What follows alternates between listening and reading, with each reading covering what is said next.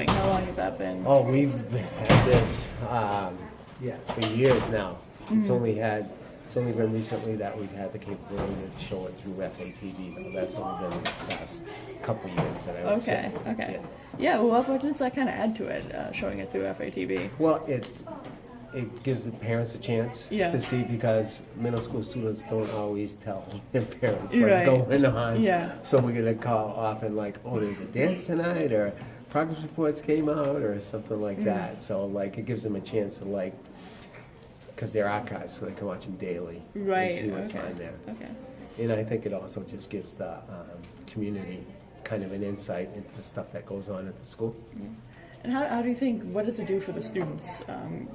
The students who promote it? Yeah, the students who are on the morning show, I guess, yeah. Yeah, I think it gives them more confidence.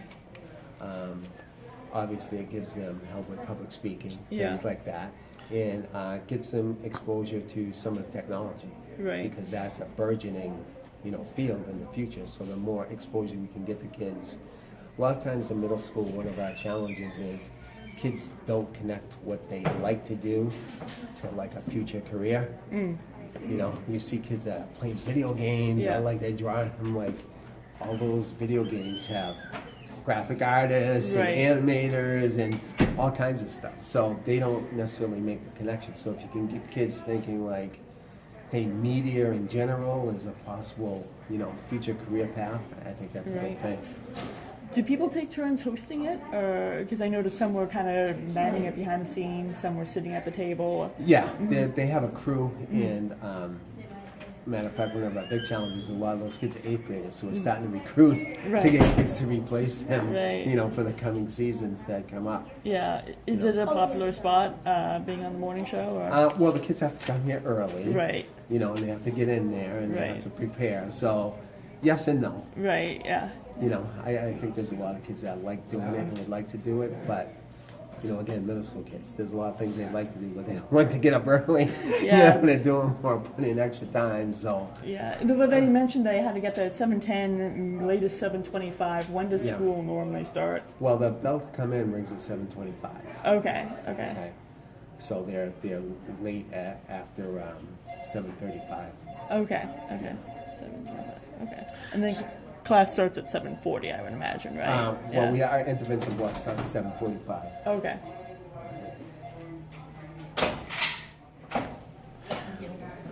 Did this show start on while you were here, or did it start before you got here? I've been here 18 years, so. Oh yeah. I think we always had some form of morning announcements, but I don't think it was as formal as this. They used to have Channel 1 News that came in. That's a syndicated thing that came on, so we started. I remember that because Bill Ricker was one of the first schools to have it, and when I was a senior in '89, and we had every news crew on the planet coming to our school every day to watch us watch the news. So this is kind of grew out of that, like, hey, if we're going to be watching announcements, why don't we start our own kind of thing. So, so it's been a while. Do you find the students listen to the other students more than would listen to someone else?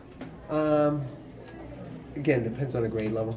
When you have a 5 to 8 grade span, like 5th grade might be at rapt attention, and 8th graders might be listening, or watching the DC trip, now I'll pay attention, or like that. But I think the other good thing is, like, if there's something that's really drastic, like if I come on, it's a different voice, and now it's like everybody's paying attention, because now this is someone different, Did you just have you upgraded the equipment recently? I think they mentioned you guys recently got a new camera. Yeah, I think it coincides with the fact that the school committee and city council stuff all meet at a library.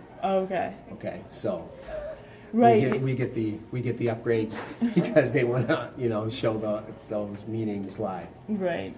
Yeah, because I noticed they were using a handheld camera, though. I thought there were cameras in the ceiling. There are. Yeah. Okay. There are those as well. Okay. Yeah. So you're all decked out, because I see someone from FATV in that control room oftentimes, like doing their thing during the city meetings. Yeah. Okay. Any plans to upgrade the idea of this and maybe make it a tape show that you can do more with?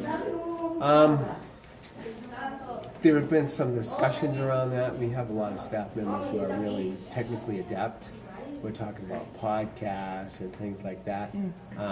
But again, these are ideas floating around. Right. You know, time always becomes an issue. Right. I've seen it in other schools. That's why that I would cover in the area. That mostly high schools that do taped shows and they just throw them in the morning. So. Right.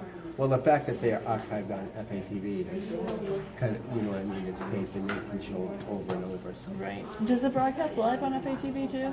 I don't think it's live now. I think Okay. it depends on their broadcast schedule. Like they would show it later on. Okay, but they do show it in their like actual broadcast. Yeah. Instead of just on It's that, so short. Do they show it throughout the day, or just once? I think it's in a loop like with the other stuff that they have. But if they have a regular program, they're not gonna. Right. I won't go through the program, but that's like in a commercial break, will they show it, or do you know? I don't know. I don't know.